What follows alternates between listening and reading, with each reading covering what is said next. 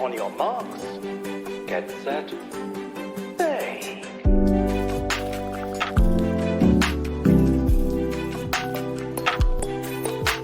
I love that.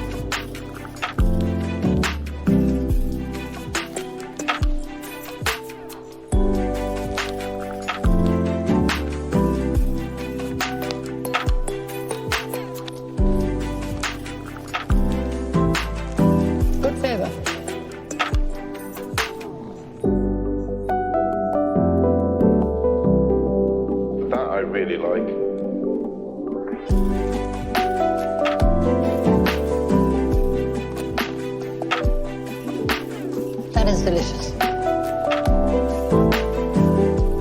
Bakers, your time is up.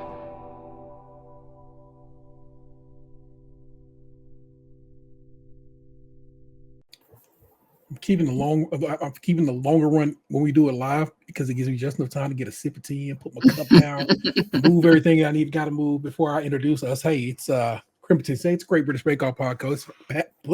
A Great British Bake Off podcast. It's hosted by me, Dennis Taylor 713, and hosted by her. That's Nick Jew.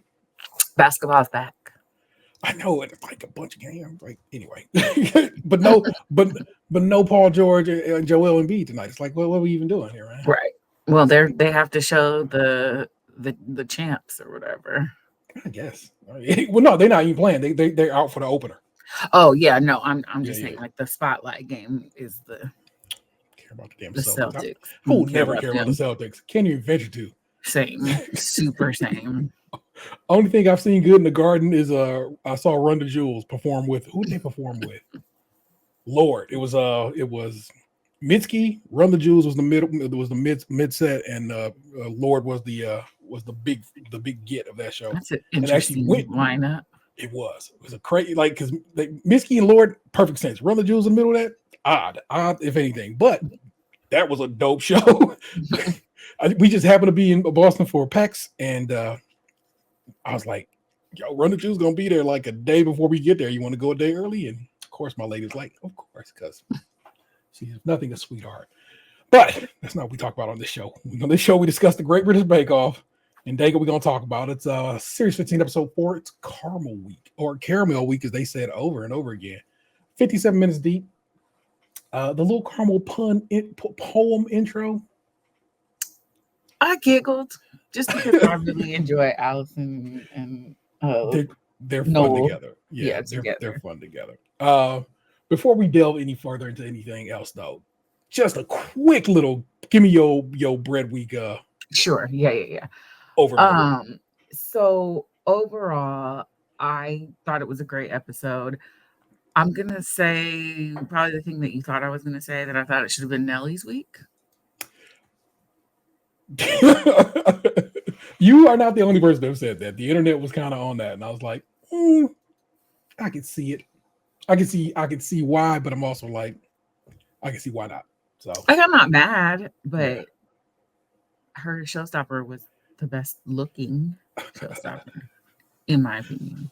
Plus, she's just a homie, and we always gonna root for Nelly. So she's just like one of my favorite people to ever be on this show.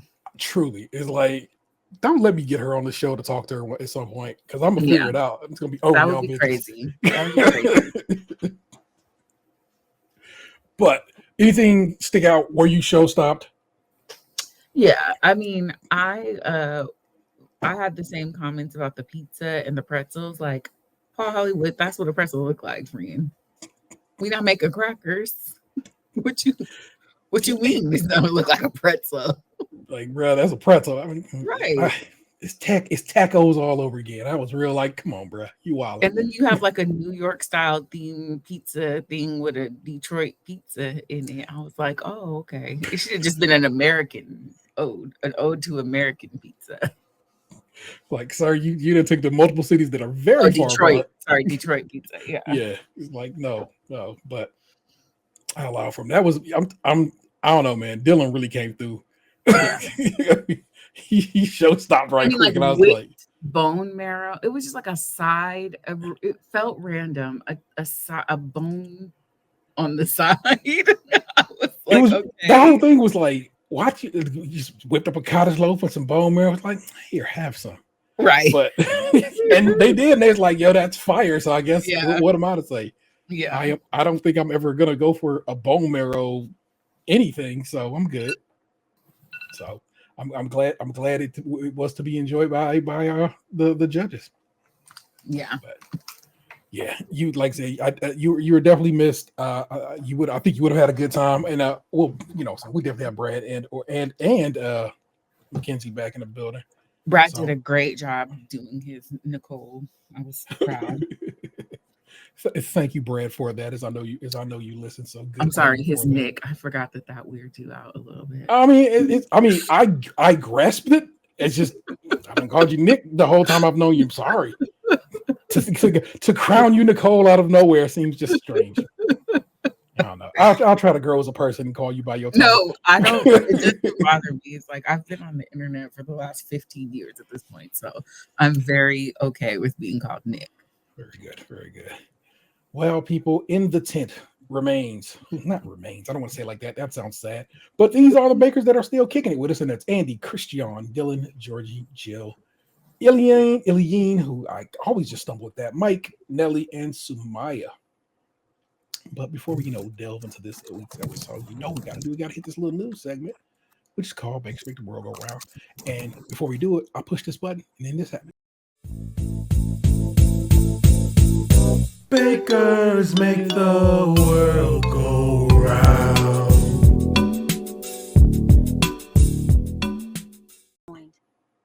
And it's a delight. Nick disappeared. Nick joined. What happened? it just flicked out. No, I was behind. I had a little delay, so I was like, well, let me refresh while the video. It is the move. It seems to always be. But this week's Bakers Make the World Go Round that I keep clicking off of is from Eater. Which is, if you didn't know it, it's a LA news outfit that I don't know, talks about all kinds of cool things. In this case, it's Gabriella for giving me Lewis on the byline. The article is: the internet has developed a collective crush on this Great British Bake Off contestant. I can hear myself echoing. Can you? I can. Maybe I can turn my volume down because I don't hear an echo. Make sure it's coming through your headphones and not your speakies. How about now? You still hear it? Let's talk about myself. Can you hear me? Nope. There it is. Okay. All right. Can you hear me with it being tapped down? Yeah, no. I just was a little hot on the speaker. Fair enough. On the newest season of the Great British Baking Show, I hate that. One clumsy yet capable contestant has many viewers falling for him. Wow. This man is a child. It's kind of gross that y'all are falling for him, but sure thing.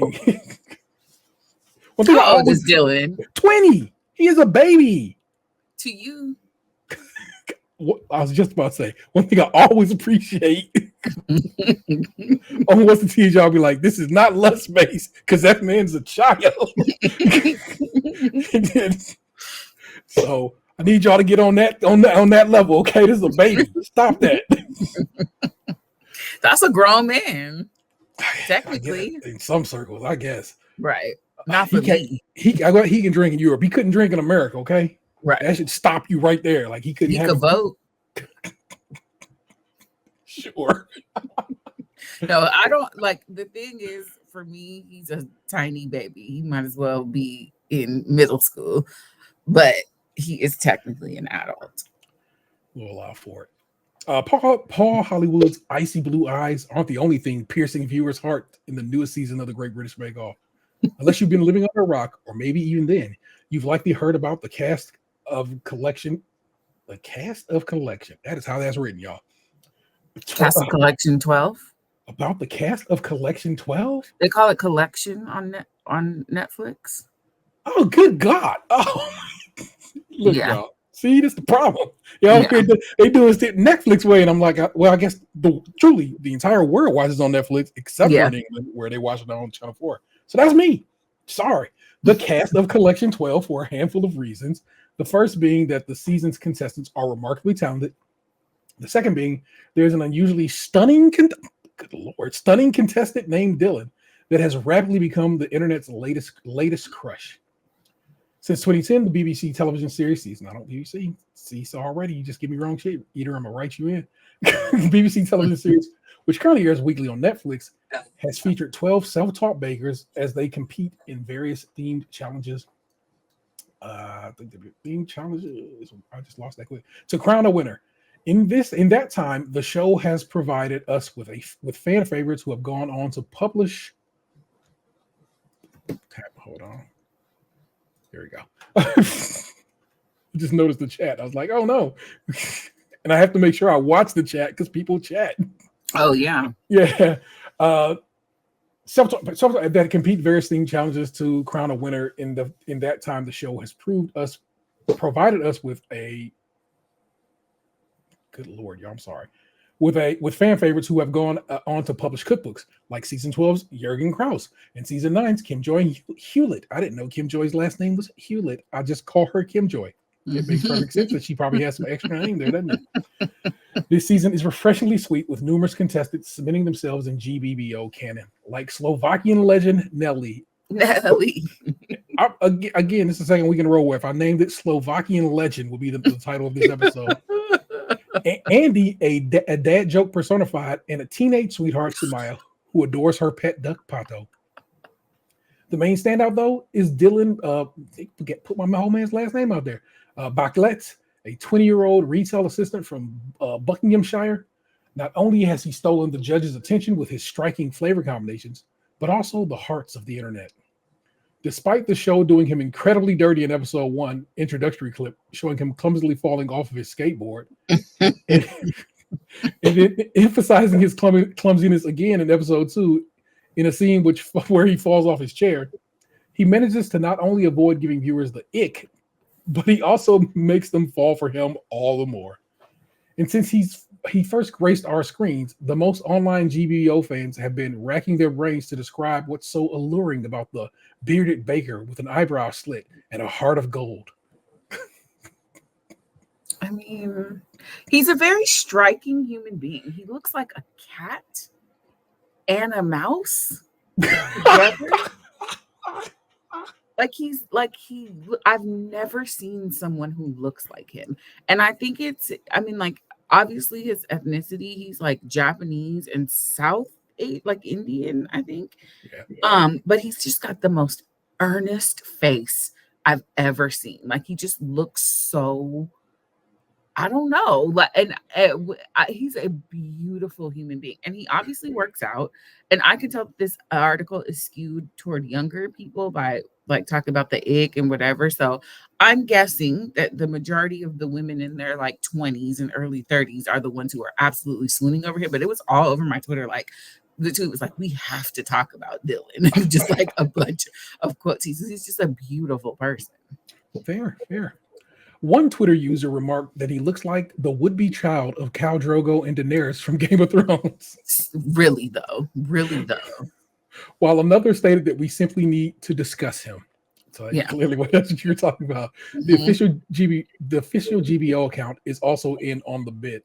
They have this. Oh, you know what? Can I share this? Let me give you quick. I'll share this little image with you guys.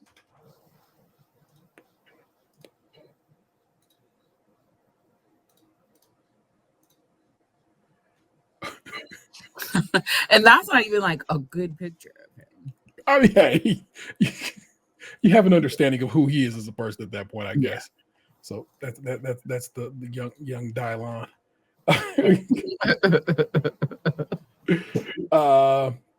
Outside of Dylan being ridiculously good looking, he is also extraordinarily talented baker, crafting unique flavor combinations like yuzu and mint biscuits and gochujang garlic buns, and demonstrating his skill by hand painting scenes based on the work of a Japanese artist, Hokusai.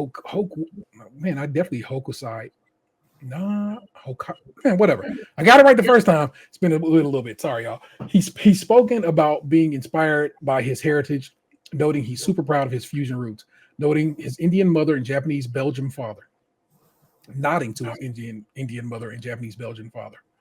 Below are some of the Eaters staff's favorite bits of commentary from various corners of the internet, praising Dylan for being not only talented but also being hot and fashionable. Thank you, Dylan, for your service. You guys can read the article. It'll be in the show notes. You can see the various tweets about the lad. But sheesh, I didn't realize Dylan was hitting the streets. I guess I should have, but I'm old at this point, y'all. I'm sorry. I'm just it's not what I come to this for. Yeah. But you enjoy the handsome little man. That's okay. But that was this week's Bakers Make the World Go Round. From now, let's go ahead and get into it. Your signature this week, my friend. Signature challenge is a batch of. See, now I feel self-conscious about how I say this word. We say batch caramel. of caramel. I say caramel, I think. I'm saying I say caramel. They say caramel. We do try to adhere to the British way of doing business on this particular show. Well, I think Americans are split on the way we pronounce it too. Oh, yeah. Well, if you look it up, it'll tell you both pronunciations are fine because they are. Yeah. Tell you on hi. Hi. There's Lee going in and out. I'm just trying to just say it how I say it, and the first thing that comes off the dome for me is caramel. Then there it is. Caramel? I don't know. I'm gonna say it every way. That's caramel biscuits. They can take inspiration from a caramel classic like the Stroop waffle. They have to make 12 delicious biscuits, either sandwiched or topped with caramel. They have 2.5 hours.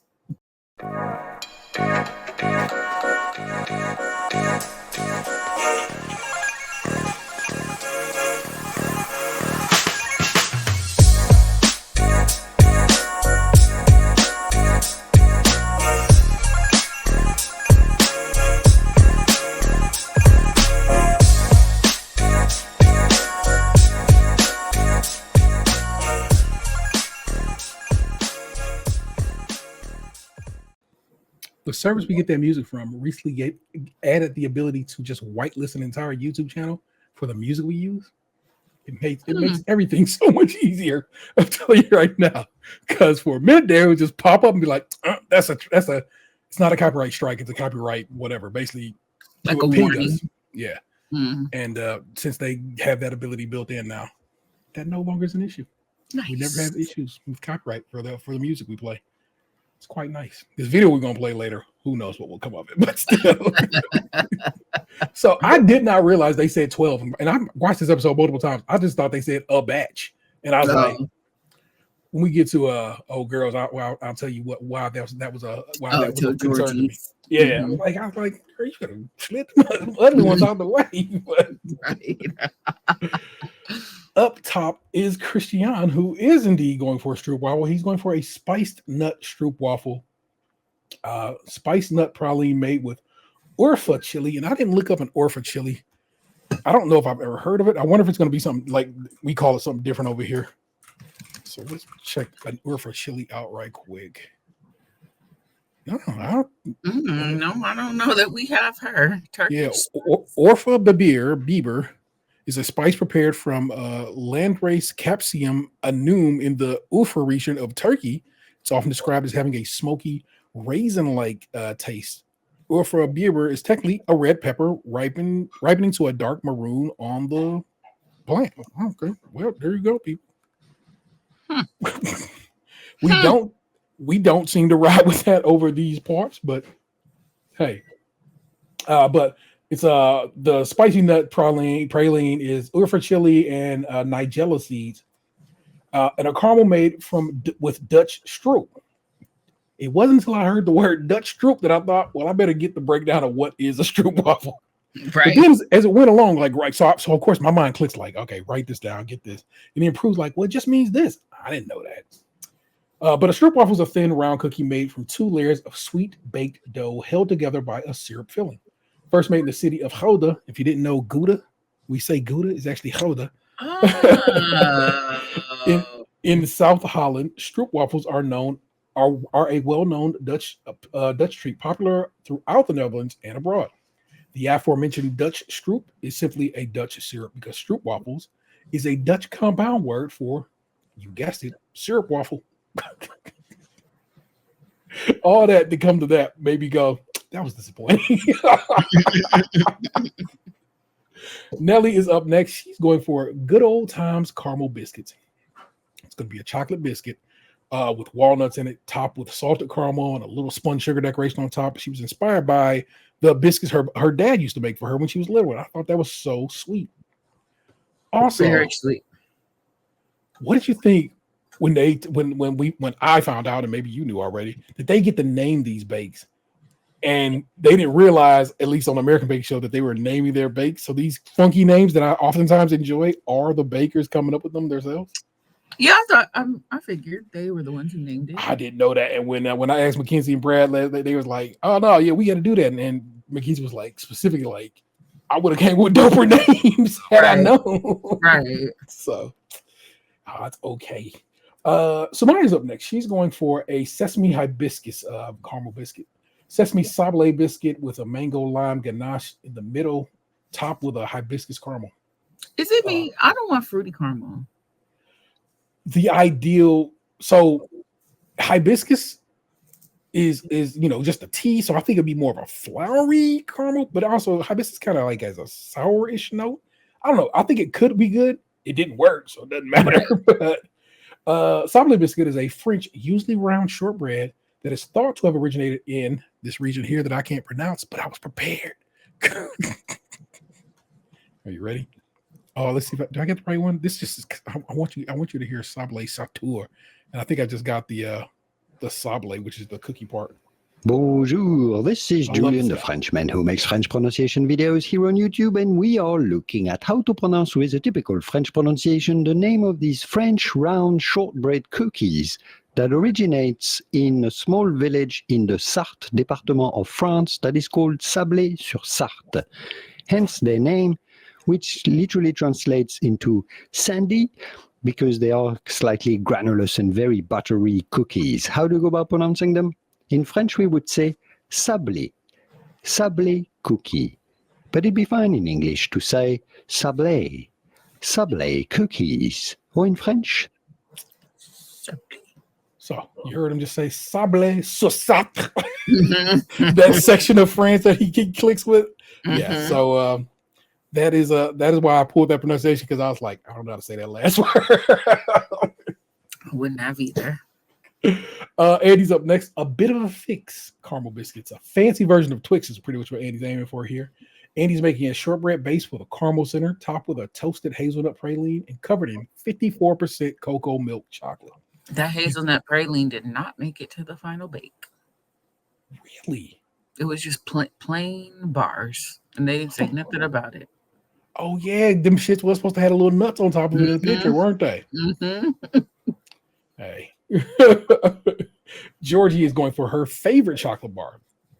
I was trying to figure out, is Georgie trying to make a Twix too, or is this a fancy Snickers? Because it got nougat in it, which made me think peanut Snickers. butter also. Yeah, so I think I was trying to remember the name. I'm gonna have to look through my photos, but I think I brought one home. I think I know exactly what she was making. Okay.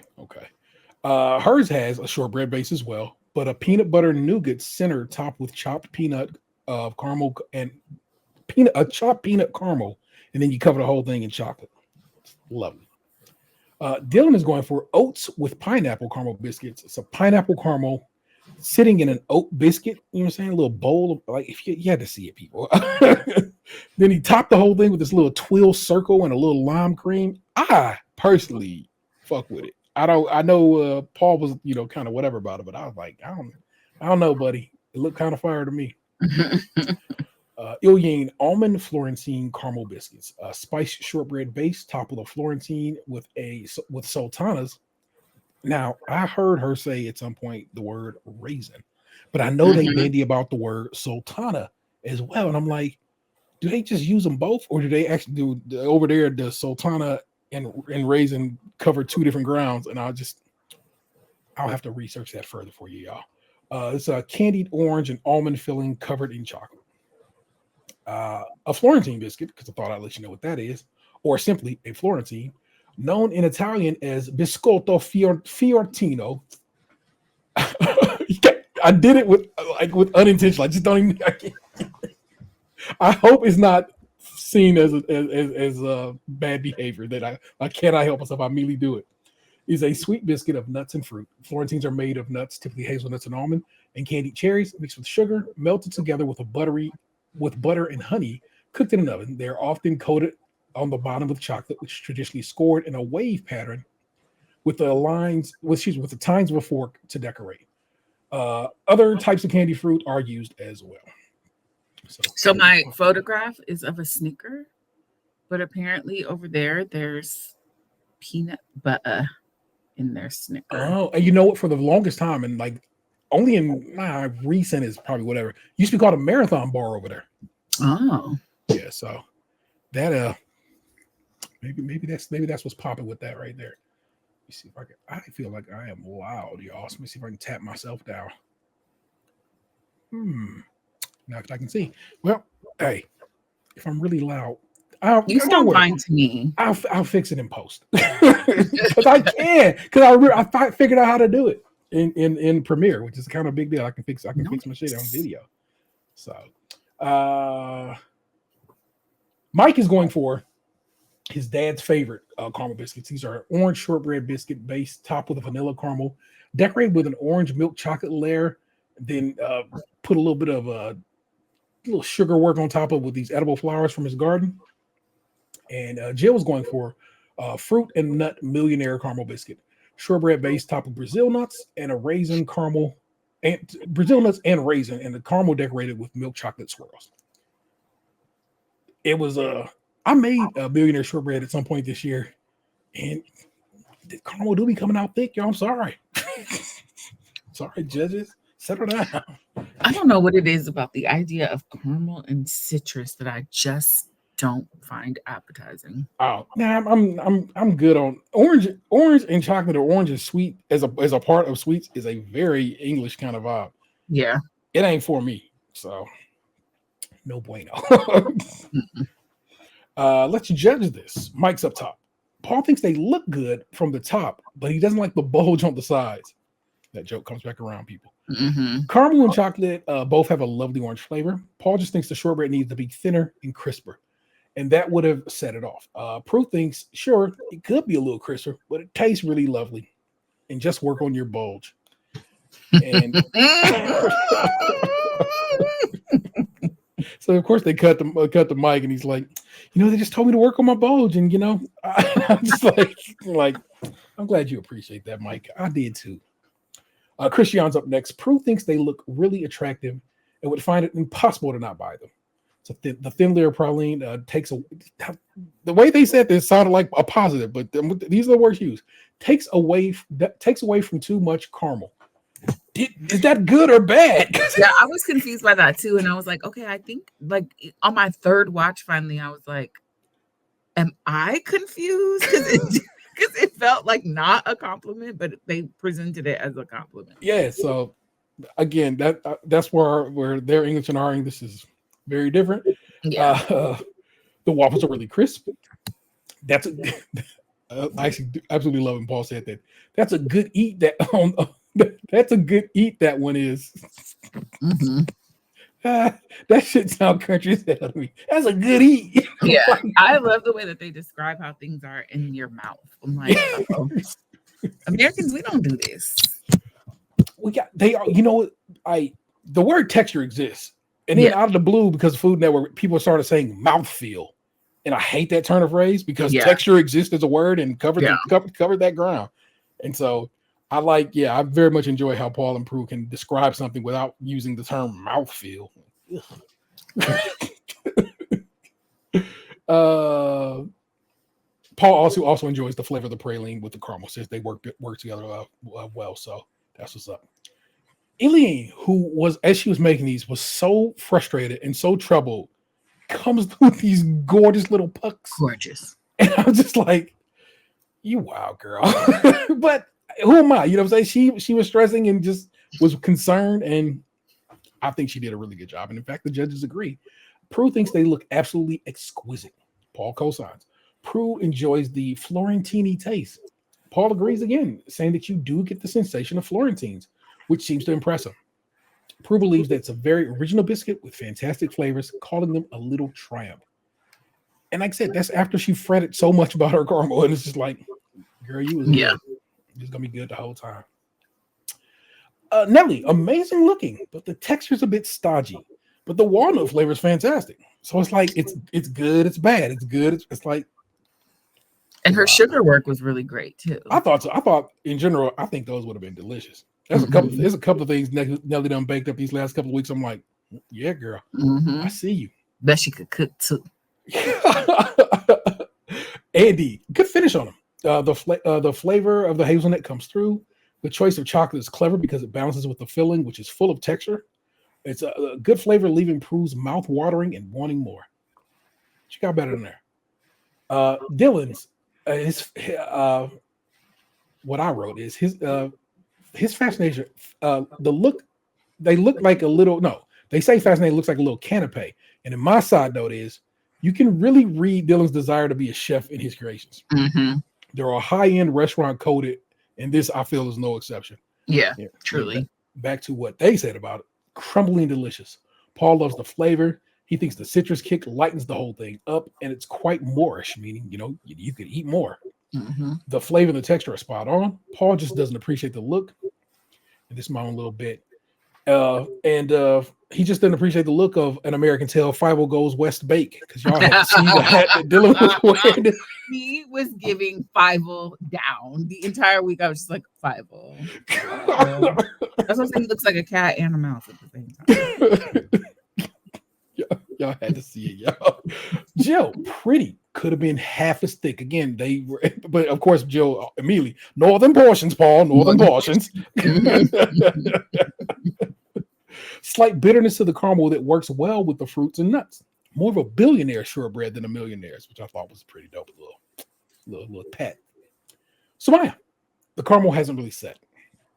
Very elegant and exotic. And in my notes, I wrote, every time they say exotic, it feels like a slur.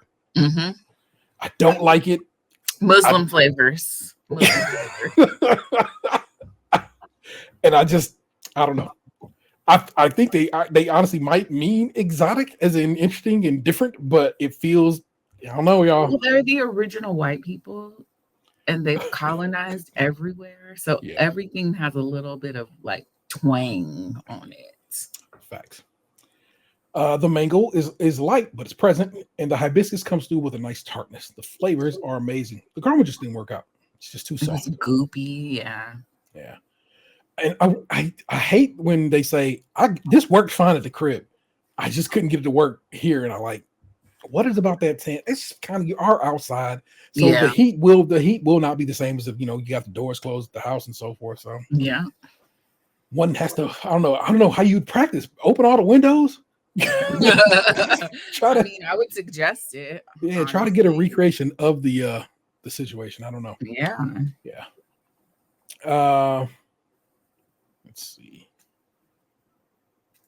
Georgie lost a few to the mold, and in my opinion, remember, I thought that they didn't ask for specific numbers. Them ones would have never made it out to be displayed. Right. But now I know that they said it doesn't got to be out there, and then I get it. What remains is precise and elegant. Prue is once again impressed by a peanut butter based bake, y'all. And I just think she needs to accept that maybe she likes peanut butter more. Maybe you like peanut butter. Butter. Paul thinks they are beautiful, delicate, and the chocolate balances with the peanut and nougat. Could have been a handshake except for the wonky ones. Why he fake her out though? Because Paul, in my opinion, constantly got that little boy playground flirting. You know what I'm saying? The little negging. Relax, baby. This is a woman that's married with children. None of that. I'm sure Paul got a couple little situations. Prue did say he's the old father or something, old dad or something like that at some point. So like, you may not know, but I get it. Yeah, for sure. Paul, the Drake of the baking world. You're hiding a child. That was the signature this week. Nick, what's going on with the tech? Technical challenge set by Prue. Her advice was that the challenge is all about timing and temperature. She's asking for a Pear Tatin with a caramelized walnut ice cream. They have 3 hours.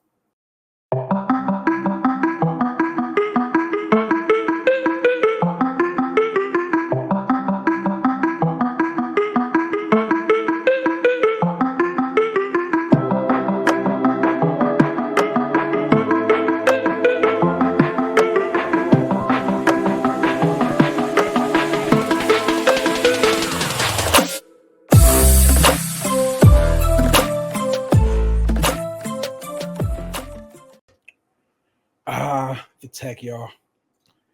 A Tatin is actually named after the Tatin sisters who invented it and served it in their hotel as its signature dish. It's a pastry in which the fruit, usually apples, in this case pears, is caramelized in butter and sugar before the tart is baked. It originated in France, but has spread to other countries over the years. A complaint they complained about, a couple people was just like, it is too dark. And do I have this picture of this tart up? I do. I'm about to show y'all a picture of a tarte tatin. And I think y'all will agree, everybody else's might not have been dark enough.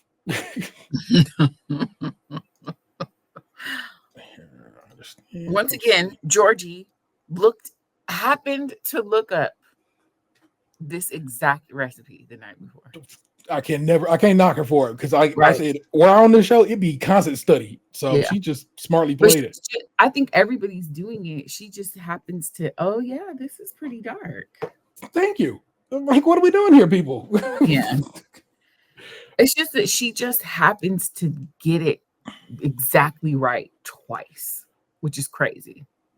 For caramel week specifically, I would think she would be like, what caramel recipes could they hit us with in the tech that are odd that you don't hear of? Yeah.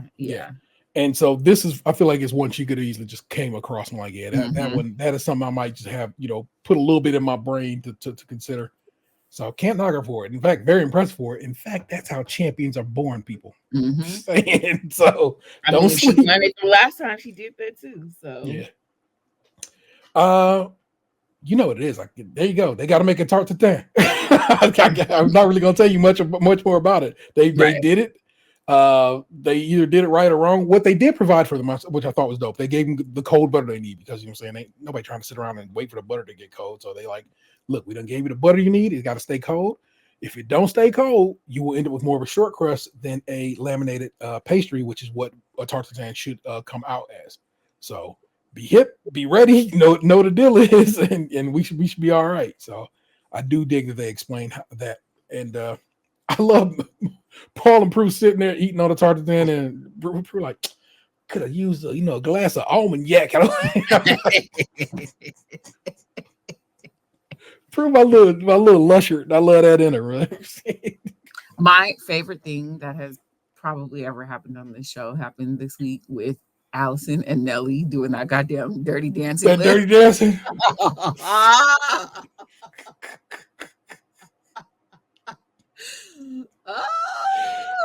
And like, y'all both too tall to be playing around like this in this little tiny head. Look, y'all gonna bust y'all shit. This tit is already cursed. People have been passing out. Stomach ain't right. Like, y'all play too much. I talked about it last week again. Like I said, you have to miss, but I love, I don't know, whatever the black woman that Allison brings to this show. And like, I feel like they all need that sometimes, and there she is with it, and I fuck with it so hard. Like, thank you, lady, for coming through and giving folks sometimes just a pat, a hug, or whatever, a little giggle to make them calm their nerves. Just keep on baking. Like I said, Chief, I like I said, I've watched this for a very long time now. I finally feel like they have just squared on that shit. I agree. These two is it. Absolute fire, and I love it. Meanwhile, Noel knocking shit over. Break Nelly thing talking about, did you need that? She's like, yes, I did.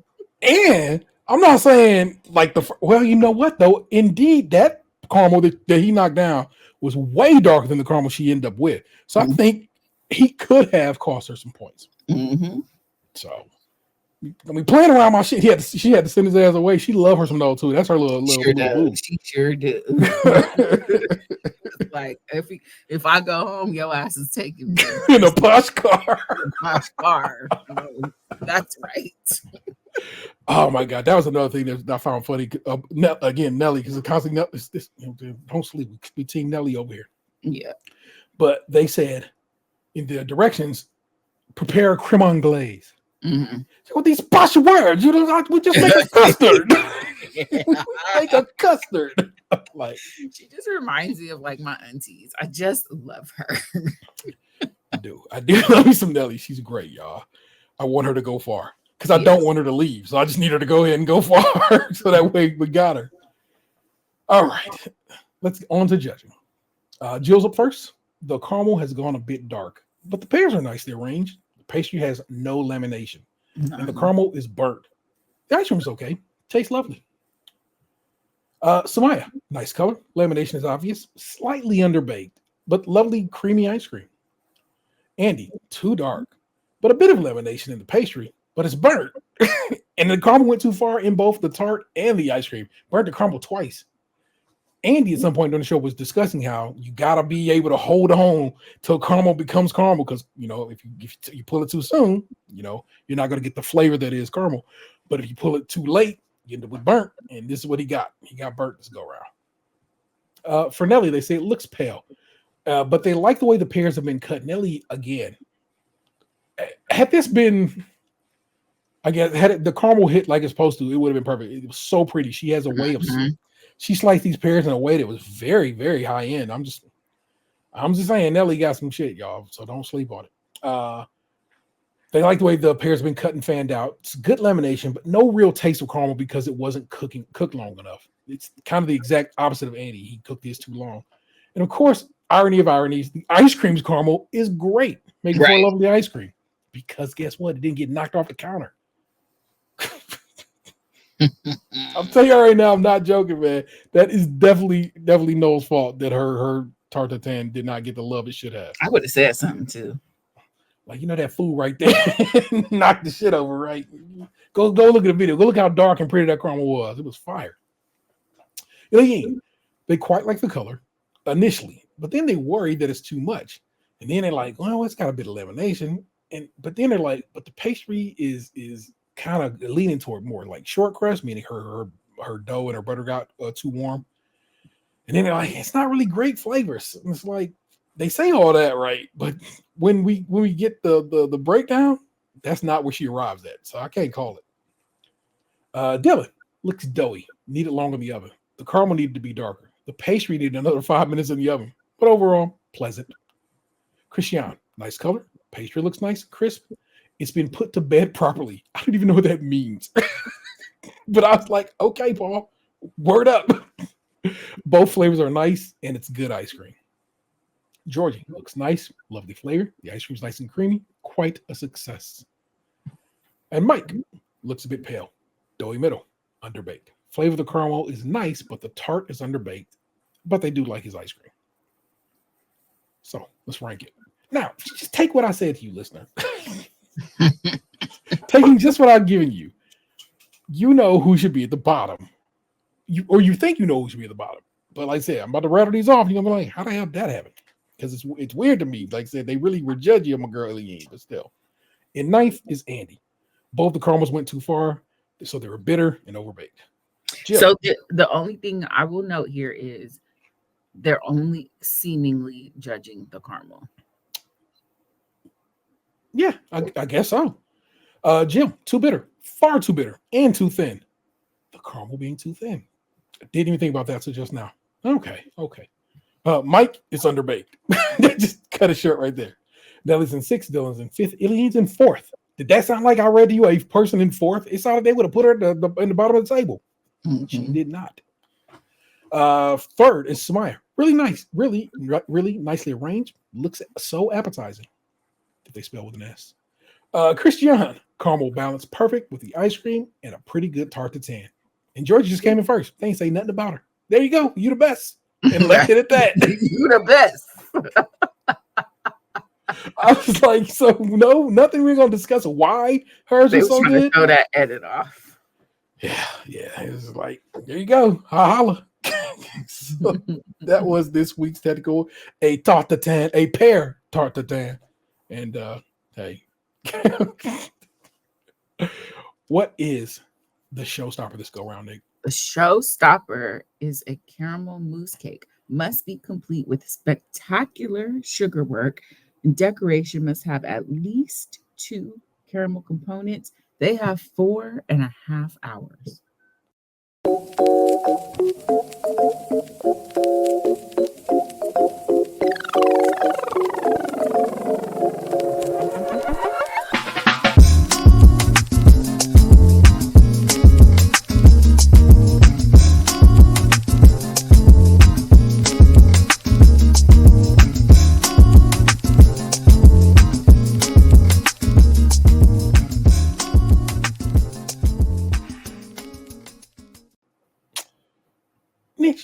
Were you possibly showstop this week?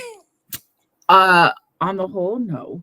Yeah. But there were maybe 3 that I was like, oh, these are wonderful. And I don't think it's the fault of the bakers.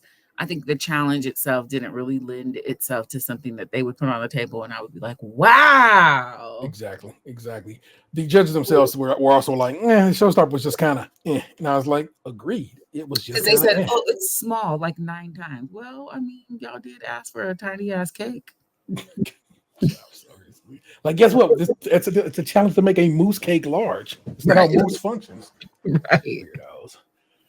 Let's go through what these bakers are trying to whip up this week. George is going for a glass rose mirror mousse cake. It's going to be a sponge base topped with a hazelnut praline, which itself will be topped with a hazelnut feuilletine.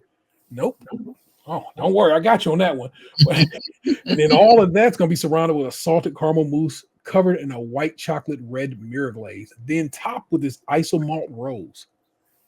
Y'all. Feuilletine. Feuilletine. Feuilletine. Feuilletine. And of course, like the English be butchering French words intentionally. That's my old school hate. So that's not even how they say it. But feuilletine is how you pronounce that word.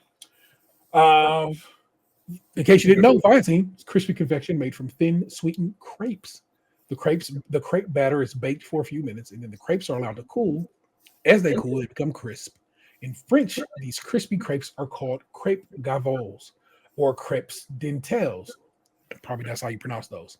But when crumbled up, they basically crumble them into little shards. That's when they become feuilletines. And he's up next. He's going for a Lonely Tree mousse cake. It's an almond dacquois topped with a chocolate cake, which itself is topped with a banana caramel, which then is topped with a caramel mousse ring.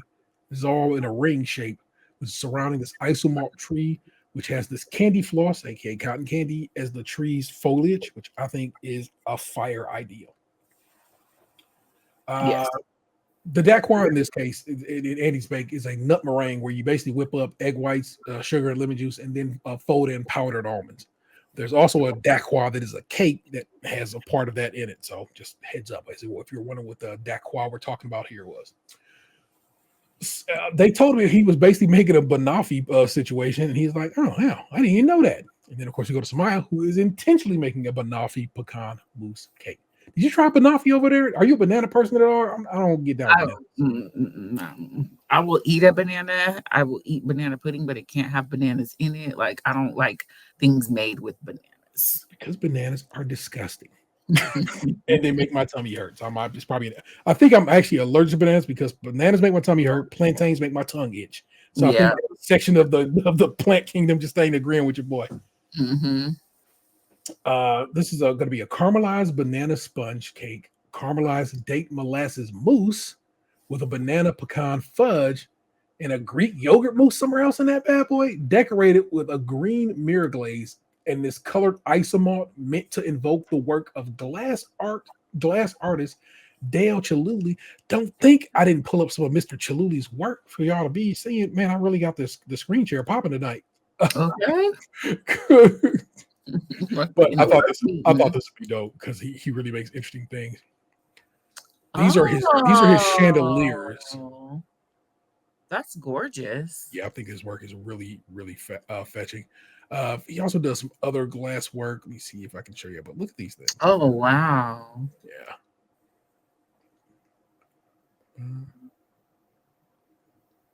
That's absolutely stunning. Yeah. So I immediately got what she was going for and appreciated that all the more. Sorry, I had to put my notes back up. We'll talk about when we get a judging. Jill's going for a sticky toffee pudding. She has a sticky toffee pudding recipe that she thinks bangs, and she was like, "Here, I can tweak it for this situation." And so it has a spiced date sponge. It's a vanilla custard. It's a toffee sauce with a decorative praline honeycomb shards on the top of it, and the entire thing's gonna be decorated with this caramel drip kind of situation. It's really, I think it's really a really nice looking cake. I don't think it's show stopping, but it looks great, and I definitely would enjoy it. Something you can definitely pick up at a bakery, a local bakery, I think. Nelly, behind every great woman. Nelly love her man.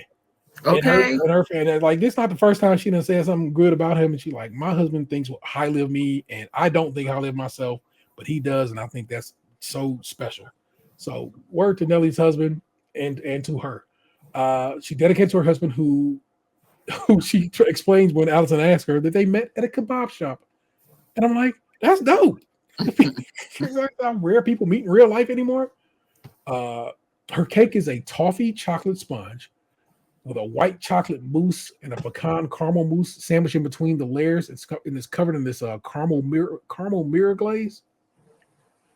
Mike is going for coffee popcorn mousse cake based on his favorite drink he gets at a theater, which is a coffee popcorn espresso martini or something of some sort, I believe is what he said or explained.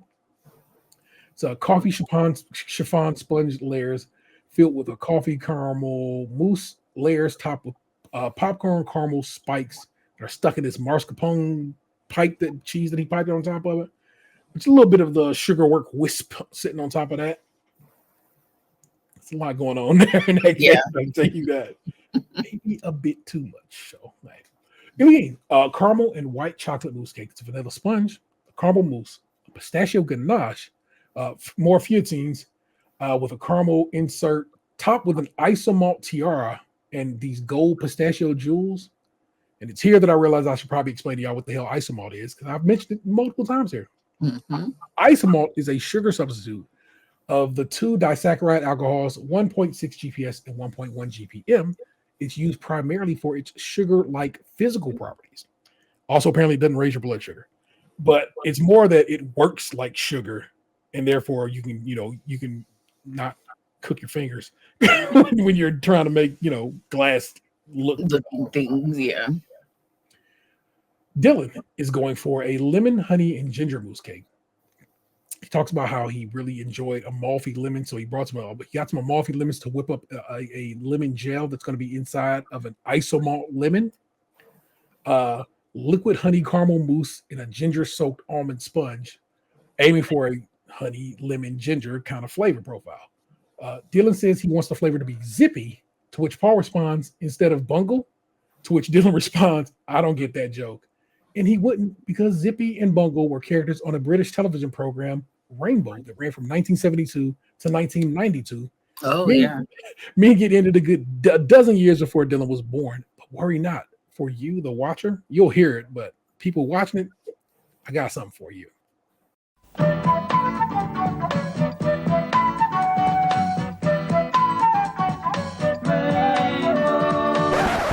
2, 3, 4. Hello, everyone. Are you ready? I better find someone to dance with me. 3 fat sausages sitting on the wall. Zippy's going to be very busy, isn't he? My bottom's a bit sore after riding all this way. Come on, everybody.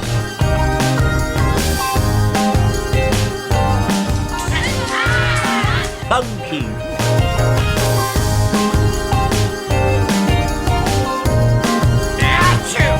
I feel sticky all over. That's just asking for trouble. Bye-bye. Goodbye.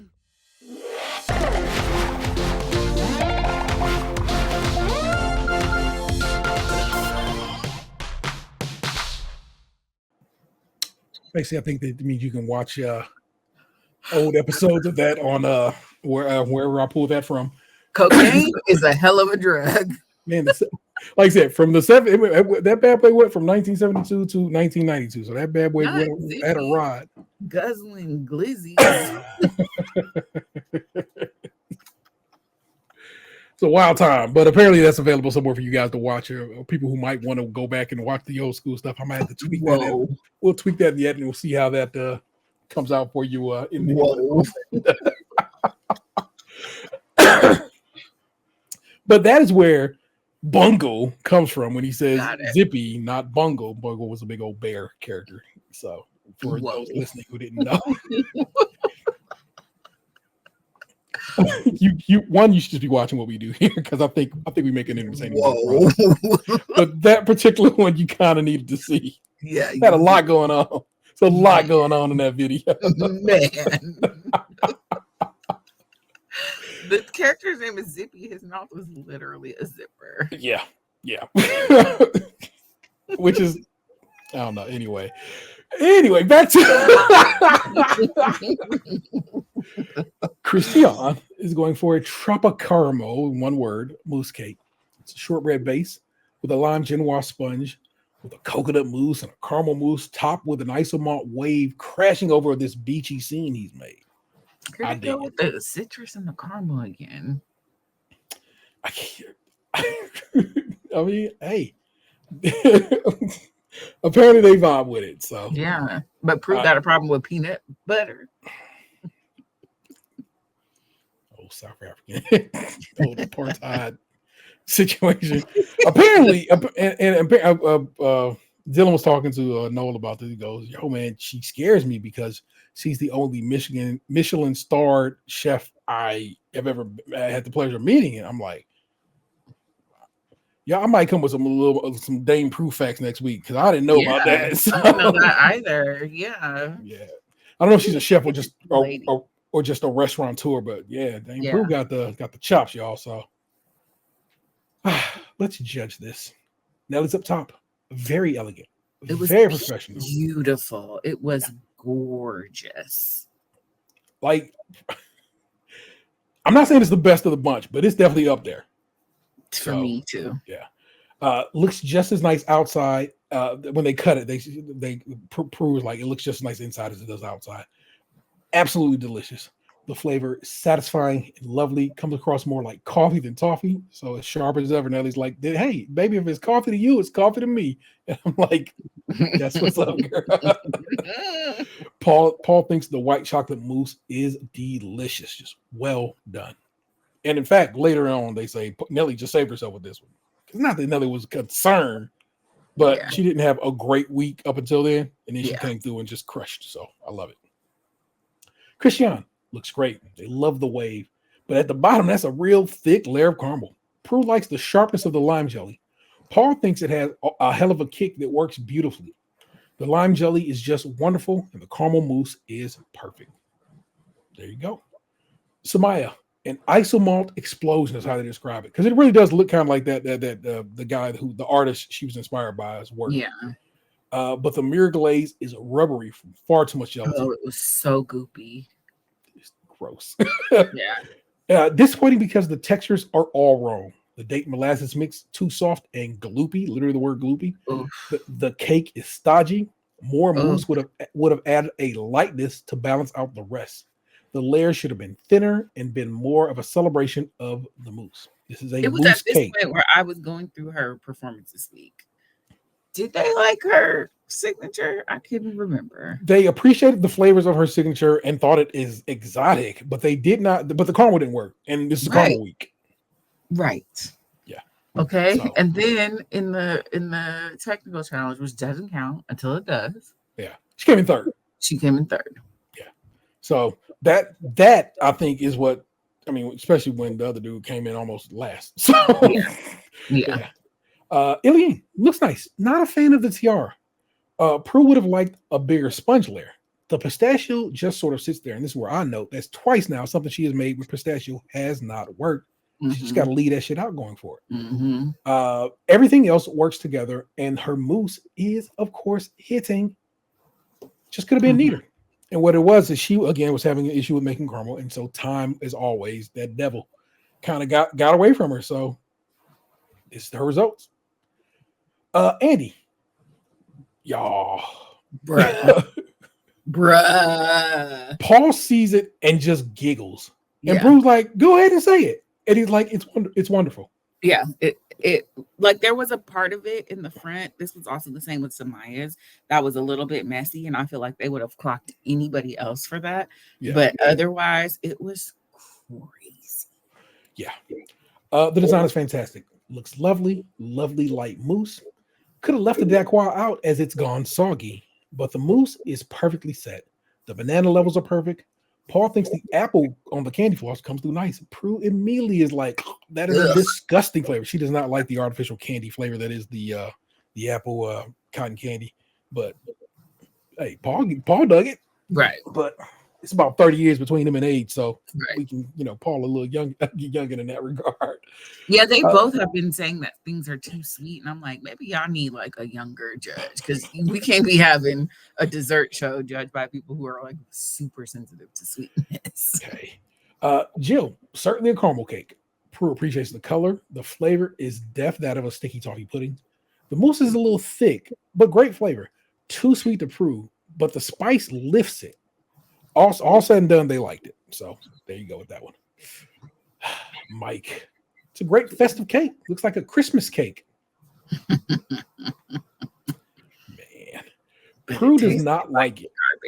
Garbage. She says if she went to went to a shop and asked for a mousse cake, and this is what she got, she'd be questioning whether. Basically, Prue went off was like, "Look, if I go to shop and ask for a mousse cake and I get this, I'm gonna be wondering where the damn mousse is at." And they had talked about.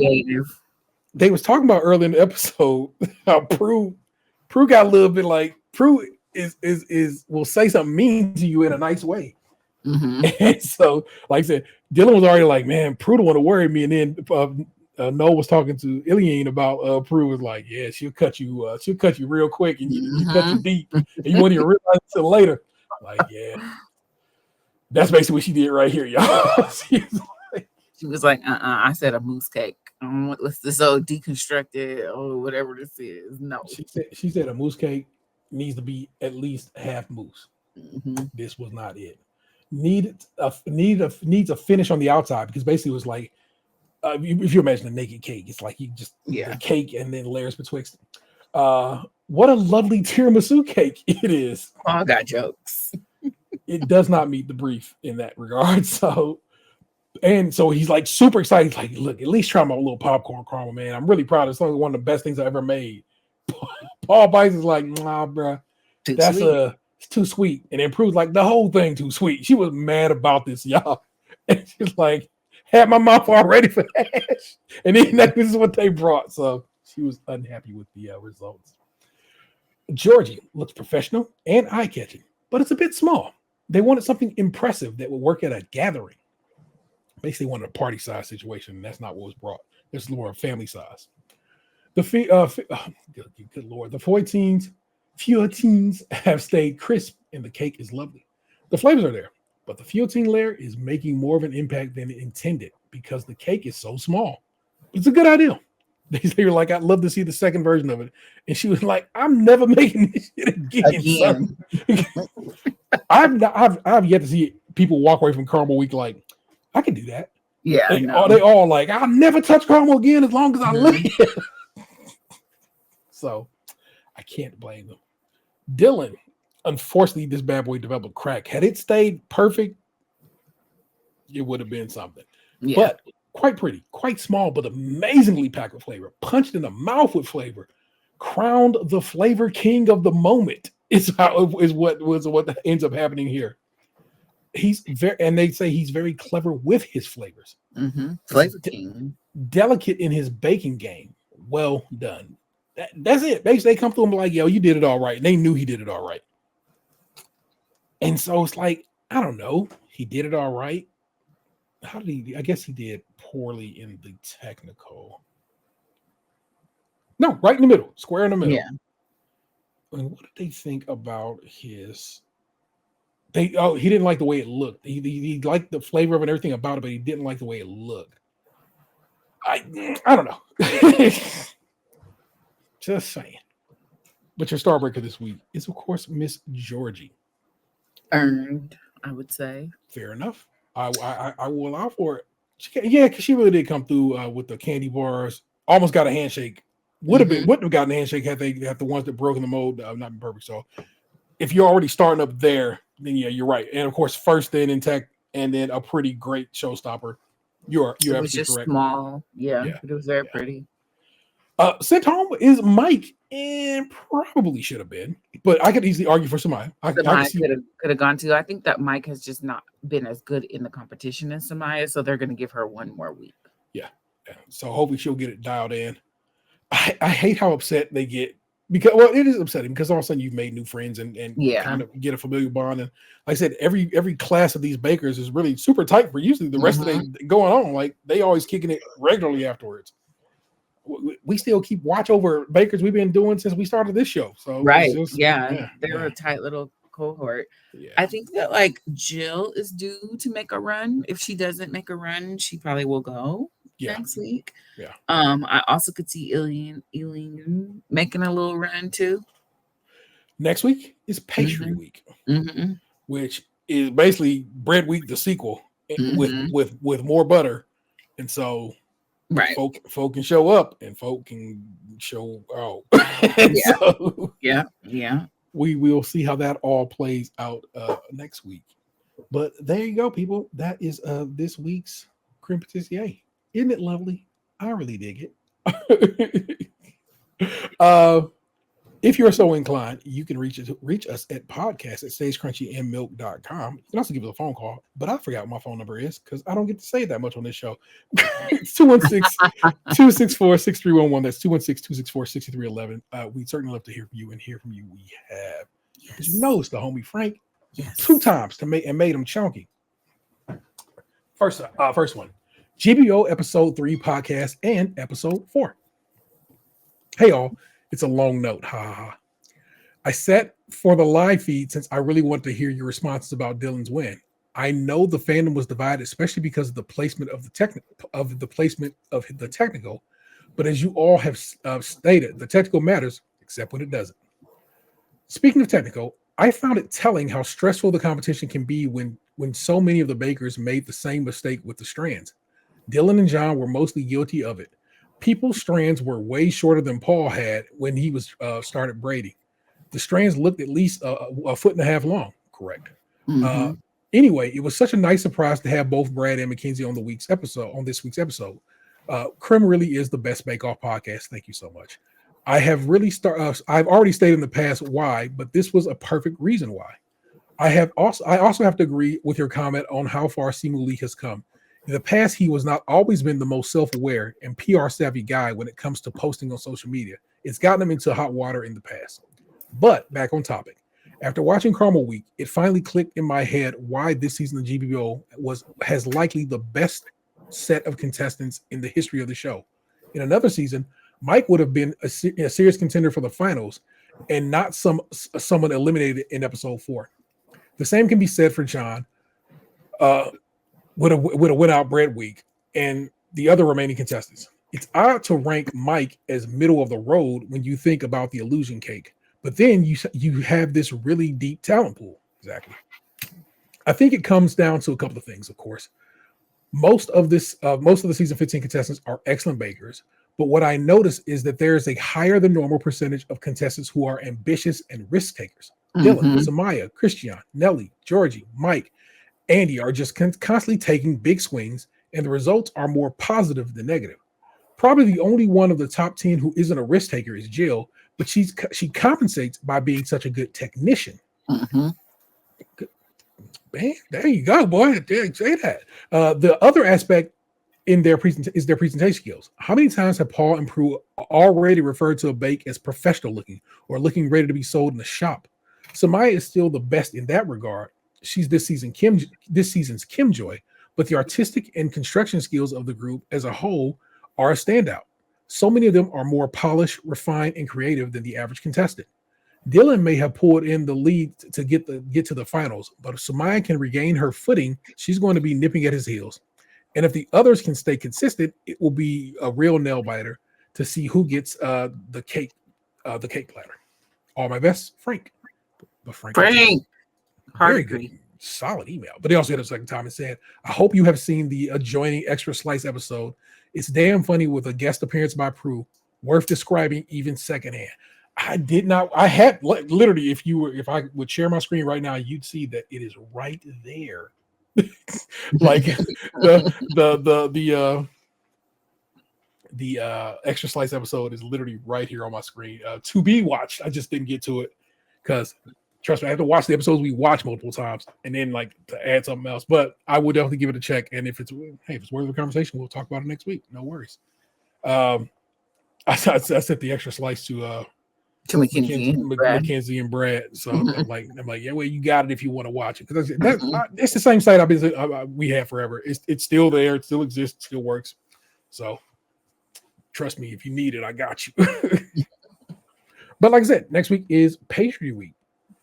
What will be involved there? We'll see. Actually, pastry week is technically literally right here. It's on the on that same screen I just told you has what you call it. Guess what? I can watch the pastry week episode right now. Oh yeah, it's like it's Tuesday, isn't it? Isn't it? And of course, we're 5 hours behind them. So it is tomorrow there already. So that's what's popping over there. Question of the week. Yes, I'm ready with both. Oh, you can choose each one however you want to choose them, but one question would be caramel or caramel. Oh, bro, that's your poll. Easy as that. And then the other one is about Dylan.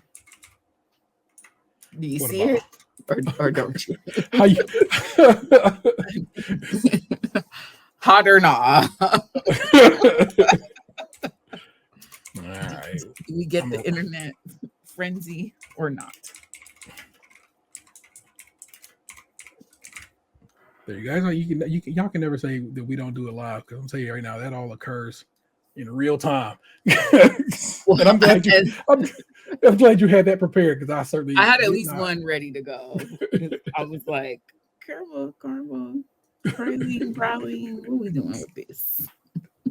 I say praline, and then all of a sudden I'll read it and I'm like, praline, because looking at it.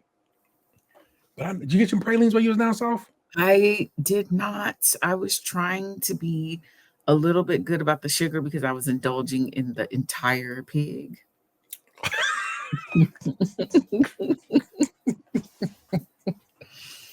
So no, I had a tiny little piece of praline candy. From the rooter to the tutor, all the pork. I was like, I'm gonna eat a whole pig when I'm down here. And that I did. Well, I assume it was tasty. Was a po' boy involved? What was it? What'd you eat? I don't do a po' boy. So there was a ton of boudin involved because I was in South Louisiana, and I mean it's like the only place in the world where you can get it really good. I had a bunch of like sausage, some gumbo, some ribs. What else did I have? There's a place that does these charbroiled oysters in New Orleans proper. Amazing. I mean, any part of the pig I was put in front of me, I ate that shit. And that'll be it for the year. Yeah, but like I've had enough, and my bloodstream has probably had its fill as well. Yeah. So. I'm done. Well, people, that of course is Krème Patisserie. It's a great British Bake-Off podcast. I'm quite proud of it. We do well. Also, if you made it this far, this is going to be strange to you, but anybody else, I figured out that I have to basically put the word video before to separate the episode from the audio version. The audio version also goes up, and it's also the same art. And people seem to be confused by this. And so I was like, ooh, let me tweak that. I'll just throw the word video in front of this when I start posting the audio of this, I'll do the same on the Spotify feed. That should help guide your process, because of course when I did that, of course the video episode immediately started getting numbers. I'm like, there it is. You just need to know what's what so you don't get confused. Mm-hmm. And so therefore, if you watch this long, hey, thank you, but don't worry, I got you. I figured it out. And going forward, that'll be addressed, and hopefully that'll lead to a less confusion. Of course, you can have the audio version. The reason it's on YouTube is because that's how YouTube does their podcast now. It goes to YouTube Music. Oh. And so because they got rid of their podcast app, Google got rid of their podcast app. So now it's like, if you want to be on YouTube podcast, blah, blah, blah, you got to just upload it. So it uploads directly. And so there's an audio version of it that is simply just that. It's the audio version and the show art. And if you use YouTube Music, and I know some people who do, so no, I'm not knocking you. You can, of course, listen to it there. But also, if you watch YouTube, you can watch us do this. Interesting. There it is. Nick, you anything before we slide out? No, I really was like, the whole time I was away, I was like, I have to try like a pastry to talk about on Krème Pat. But the whole time I was like, no, just eat the pork. I don't want to pork. It works out. I don't want to combat the high cholesterol and the high A1C. Like, we just fight one battle. I mean, I did have like daiquiris like every night. So very specific. Well, not so in New Orleans, a daiquiri is just a frozen drink with alcohol. It's not necessarily a proper daiquiri, like a hurricane, a hand grenade, whatever. You go down to the daiquiri shop and get that. I was talking to drive-through. I was talking to homie Joe the other day. He was talking about klatskis, which is different down south than they are up here by a lot. Because down there it's basically like little meatballs, little, if you will, like bao buns almost. Whereas up here, they're these little cookies probably about big as your thumb, with a little jam on them, a little powdered sugar. But same name, same spelling, everything. So yeah, I've never heard of either. Yeah. So the South be on some different things sometimes, y'all. That's just what it comes down to. And there were these little like handmade pies that I super love, but I was like, no, I'm lowering my A1C naturally. I don't want no semaglutide. Hey, not knocking it. You take care of yourself, and that is okay. Most definitely. Our missing man is, of course, the 216 zone, Tatum 216. Send him some love. He needs it. That's because I said so. And of course, that's Nick June. I'm Tayrell. We'll do it again next time. Bake with us again. Peace. What happened to your ass? It used to be beautiful.